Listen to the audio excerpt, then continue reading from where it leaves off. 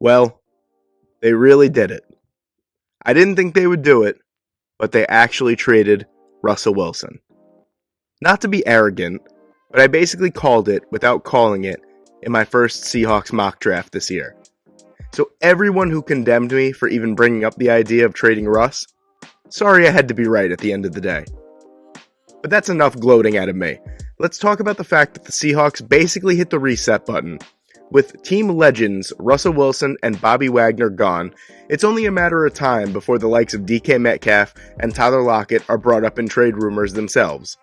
So just to clarify, the picks from my first Seahawks mock draft are as followed.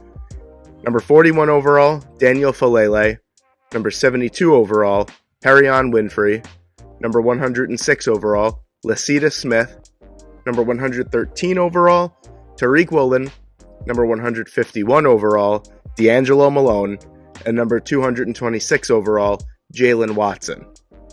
Obviously, this mock will look a lot different. So without further ado, here is my full 7-round 2022 Seattle Seahawks mock draft. With the Seahawks' first pick at number 9 overall, I have them taking Malik Willis, quarterback from Liberty. You could argue the Seahawks could trade for Deshaun Watson, and they probably will try to, but I don't see the logic in hitting the reset button and trading for a quarterback that is going to take away a lot of those picks you just received, and then some.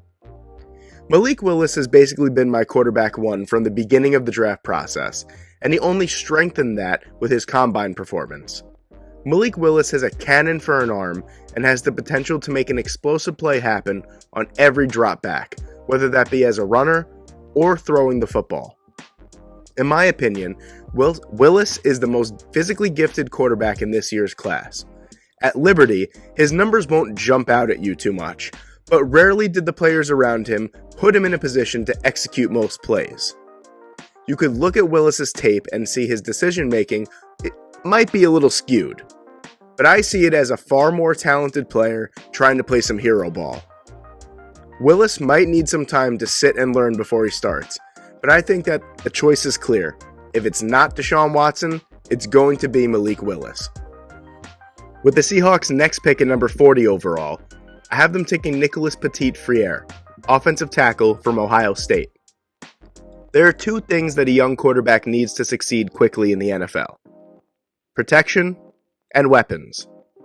Petit-Frere has excellent physical tools and offers the kind of frame that is meant to play on the edge.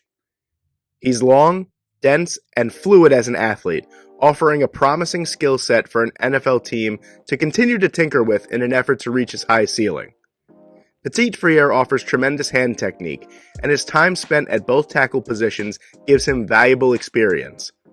Rarely does he ever get rolled back on his heels in pass protection, whether it be against a speed rush or a bull rush. Petit-Frere's length and anchorability are next to unmatched in this year's tackle class. The Seahawks definitely need a big-time upgrade on the offensive line, and Petit-Frere is a great place to start. With the Seahawks' next pick at number 41 overall, I have them taking Tariq Woolen, cornerback from University of Texas San Antonio. The only returning player from my original mock draft, except much higher. Tariq Woolen showed us just how freaky of an athlete he truly is, topped by his 4.26 40-yard dash. The Seahawks secondary is just a mess right now. Sidney Jones, Ryan Neal, Bless Austin, and John Reed are all impending unrestricted free agents. Woolen brings a unique blend of size, length, and athleticism to the table, and offers an extremely high ceiling. He has all the makings of a dynamic zone corner that can make plays on the ball, tackle, and situationally play press coverage, where he already shows a willingness to crowd release and cap routes. In terms of raw potential and raw talent, they don't come better than Woolen. Although he is green, he has all the makings of a superstar at the next level. With the Seahawks' next pick at number 72 overall, I have them taking Darian Beavers, linebacker from Cincinnati. Bobby Wagner was one of, if not the best linebackers of the last decade, so regardless of who the prospect is, his production will be extremely hard to replace. But you have to start somewhere. A UConn transfer, Beavers is a defensive playmaker that could play either off the ball or in the heart of the defense. Beavers is a smart processor that understands run fits, rush angles, and zone coverage drops. He has the mass, power, and length to stack and shed blocks against the run and power through rush angles as a pass rusher. While some see him as an early second-round pick, Beavers' lack of lateral mobility might scare some teams off, hence why I think he will fall into the third round. A team starving for linebacking talent like the Seahawks would welcome him with open arms, and he has the potential to make a big impact right away. With the Seahawks' next pick at number 108 overall, I have them taking Khalil Shakir, wide receiver from Boise State. Khalil Shakir operated as an inside and outside receiver with Boise State, and he projects to be able to do the same thing at the NFL level. Shakir is a good route runner at all three levels, winning with body control, core strength, and quickness. He can consistently win versus man coverage despite his slider frame.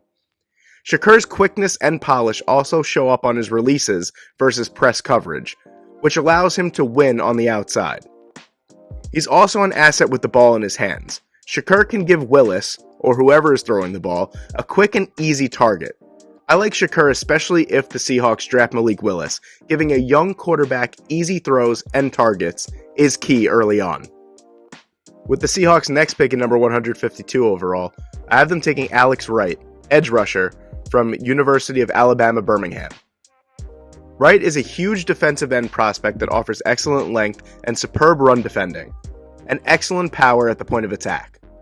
He stands at a massive 6'7" and 271 pounds, and has offered sufficient production from the edge and outside linebacker positions.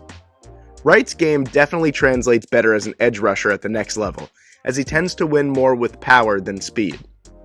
The Seahawks just acquired Shelby Harris, who in his own right is underrated, but they lack a serious threat from the right defensive end position, as Kerry Hyder and LJ Collier are a less than inspiring duo. Wright has the potential to waltz his way right into a starting end position, as the positional battle should be wide open once camp begins. With the Seahawks' next pick at number 153 overall, I have them taking Tyrese Robinson, guard from Oklahoma.